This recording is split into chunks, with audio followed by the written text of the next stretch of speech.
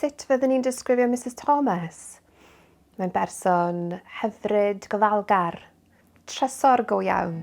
Daeth Mrs Thomas ato ni ar ôl iddi cael rhywfaint o waith adeiladu wedi'i wneud yn ei thŷ, ond fe wnaeth ansawdd gwael y gwaith achosi problemau trydanol.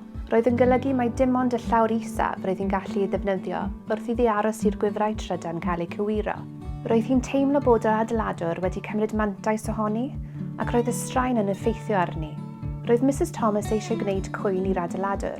Roedd hi'n awyddus i weld beth oedd ei opsiynau er mwyn gwneud dewis gwybodus, ond doedd dim syniad ganddi o ran ble i ddechrau. Dyna pryd daethon ni i'r adwy. Fe wnaeth eiriolwr gwirfoddol annibynnol Hope ymchwilio i hawliau Mrs Thomas, ei harwain drwy'r opsiynau a'i helpu dal gafael ar gymorth gyfreithiol gan safonau masnach. Diolch i'n gwirfoddolwr, fe wellodd ei hun anhyder ac roedd hi'n teimlo'n ddigon cryf i wneud y llythyr o gwyn ei hun. Dyna beth yw ystyr Hope, codi eich llais.